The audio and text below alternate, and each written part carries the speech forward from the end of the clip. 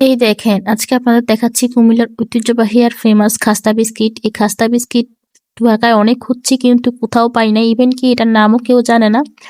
সাথে আছে এই রসমালাই।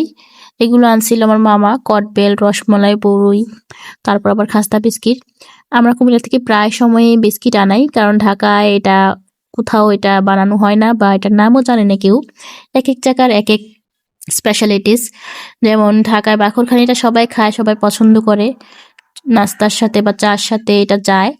আবার আমাদের কুমিল্লায় কিন্তু সকালের নাস্তায় যদি পরোটা, রুটি বা খিচুড়ি নাও থাকে, এই বিস্কিট দিয়ে কিন্তু আমরা নাস্তা চালান দিয়ে ফেলতে পারি।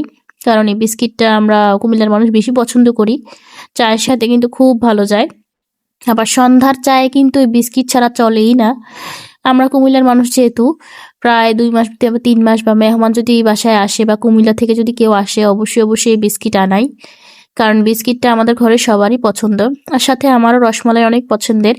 তাই মামা আনলো আমার জন্য রসমালাই। তো এখানে মামা আসবে সেজন্য আম্মু এক ডেক বিরিয়ানি রান্না করছে। তো সকালবেলার নাস্তার জন্য রান্না করে ফেলছে একবারে। কারণ সকাল সকাল মামারা বাহিরে কাজে যাবে। এটা ইম্পর্টেন্ট কাজেই আসছিল।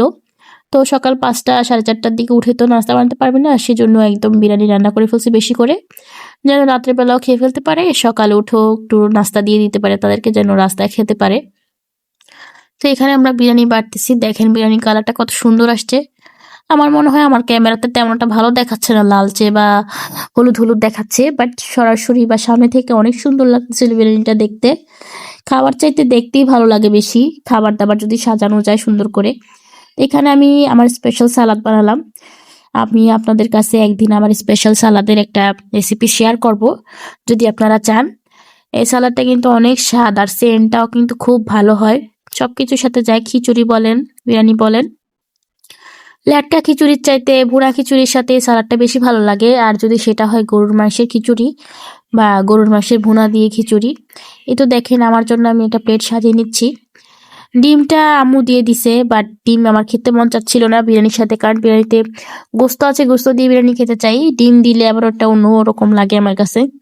তো এখানে আমি সব দিয়ে একদম গরম, হাত দেওয়া যাচ্ছিল না। অনেক আস্তে আস্তে গোস্তগুলো সরাচ্ছিলাম বিরিয়ানির কাছ থেকে।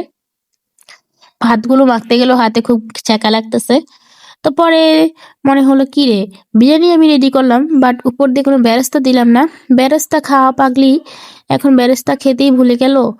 তো আমি বেরেস্তা দিতে যেয়ে আবার মামারা ডাক দিল, ওখানে যে একটু কথা বললাম। এখানে এবার আমার খাবার ঠান্ডা হতে দিয়ে গেলাম।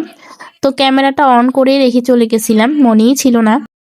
ইদানিং অনেককেই আমি ফেসবুকে পোস্ট করতে দেখছি যে কুমিল্লার রসমালাইয়ের কোয়ালিটি নাকি একদম বিশ্রী করে ফেলছে, বিশেষ করে মাতৃভান্ডারের।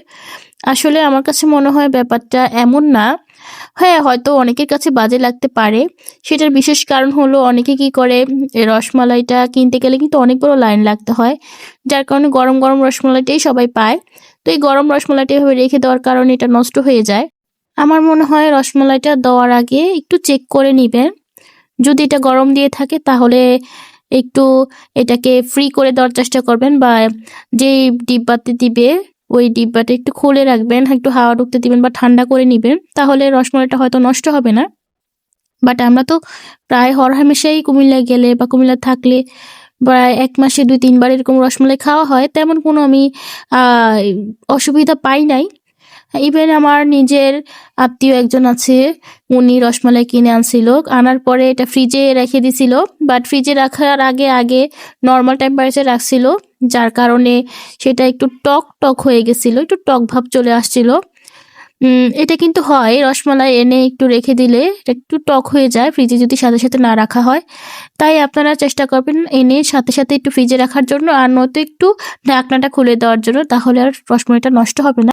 আজকের ভিডিওটা কেমন লাগলো সবাই কমেন্টে জানাবেন। আর আজকে এই পর্যন্তই, সবাই ভালো থাকবেন, আল্লাহ হাফেজ।